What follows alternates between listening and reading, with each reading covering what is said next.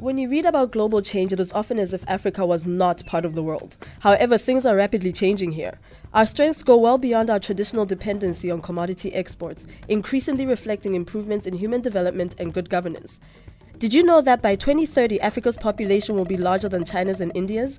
In 1960, our population accounted for less than 10% of the world. Currently, it is around 15%, and by 2050, it will constitute about 23%. That means 1 in 4 people will be African.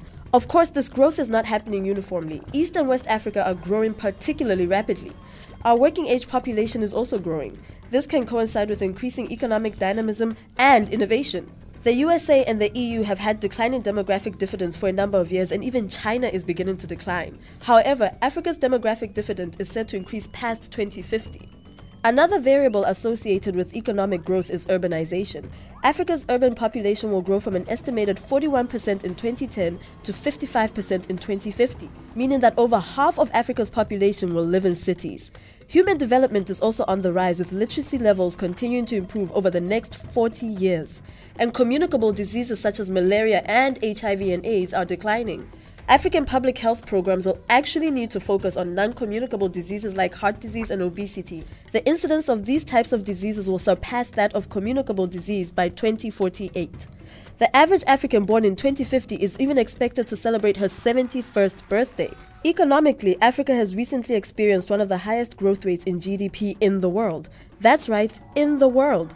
Third only to Asia and the Middle East, in part due to economic diversification, global integration with new trading partners like China, and let's not forget, rapid growth in communications technology. There will also be a shift in power that will surely change relationships between Africa and the world. Yet many questions remain. Will Africa undergo a green revolution?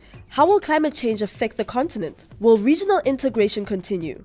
Our future looks positive. Do you still think Africa looks like this?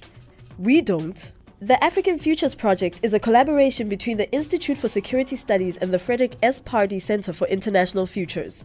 We promote the exploration and identification of trends and policy interventions to advance human development and sustainability. How do we do this? By utilizing the International Futures Model, or IFS.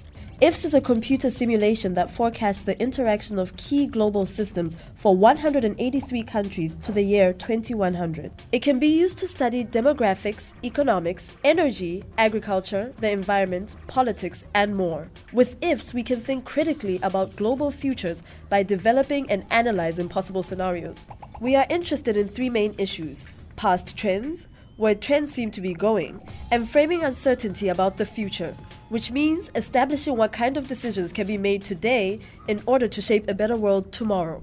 We can take this information to African policymakers so that our leaders are better informed about what they can do to build a peaceful and prosperous Africa for all its people.